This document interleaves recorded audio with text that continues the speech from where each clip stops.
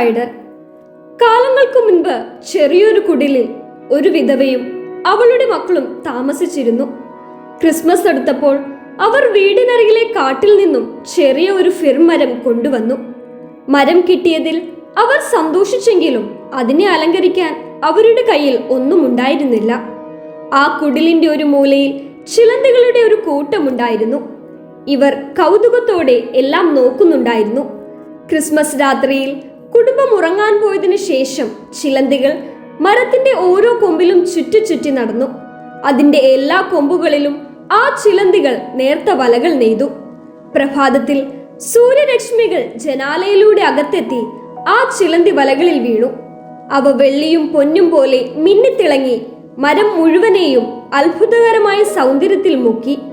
കുടുംബം ഉണർന്നപ്പോൾ അലങ്കാരങ്ങൾ ഒന്നുമില്ലാതിരുന്ന അവരുടെ ക്രിസ്മസ് മരം ഇപ്പോൾ അത്ഭുതകരമായ പ്രകാശത്താൽ ഭംഗിയുള്ള അലങ്കാരമരമായി മാറിയിരിക്കുന്നത് കണ്ട് അവർ അത്ഭുതപ്പെട്ടു. മിന്നിത്തിളങ്ങിയ ആ ചിലന്തി വലകൾ അവർക്ക് ക്രിസ്മസിന്റെ അനുഗ്രഹമായി. വിധവയുടെ കുടുംബം വളരെ പാവപ്പെട്ടതായിരുന്നു. എങ്കിലും ആരാലും ശ്രദ്ധിക്കപ്പെടാത്ത ആ ചെറിയ ജീവികളിൽ നിന്നും പ്രതീക്ഷിക്കാത്ത ഒരു സമ്മാനം അവർക്ക് ലഭിച്ചു. ക്രിസ്മസ് ട്രീകളിൽ ഇന്ന് കാണുന്ന അലങ്കാര നൂലുകൾ ഈ പൈതൃകത്തിൽ നിന്നും ഉടലെടുത്ത അനുഗ്രഹത്തിന്റെ അടയാളമായി കരുതപ്പെടുന്നു.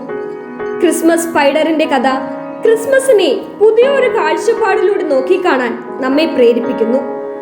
ദൈവം പലപ്പോഴും സാധാരണക്കാരിലൂടെയാണ്, ശ്രദ്ധിക്കപ്പെടാത്തവരിലൂടെയാണ്, ചെറുതായി തോന്നുന്നവരിലൂടെയാണ് പ്രവർത്തിക്കുന്നത്.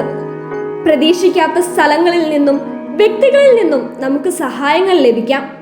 ഈ സീസണിന്റെ തിരക്കുകളിൽ ഒരു നിമിഷം നിൽക്കാനും ചുറ്റുമുള്ള നിശബ്ദമായ അനുഗ്രഹങ്ങളെ തിരിച്ചറിയുവാനും ക്രിസ്മസ് സ്പൈഡർ നമ്മെ പ്രേരിപ്പിക്കുന്നു.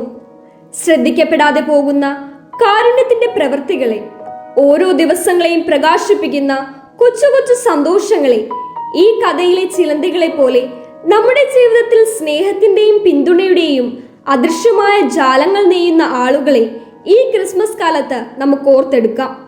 മറ്റുള്ളവർ പ്രതീക്ഷിക്കാത്തപ്പോഴും സന്തോഷം നൽകുന്നവരായി, ചെറിയ സ്നേഹപ്രവൃത്തികൾ സമ്മാനിക്കുന്നവരായി നമുക്ക് മാറാം. അങ്ങനെ നമുക്ക് ക്രിസ്മസ് സമ്മാനങ്ങളാകാം. സ്നേഹപൂർവ്വം, ഫാദർ പോൾ മോറേലി.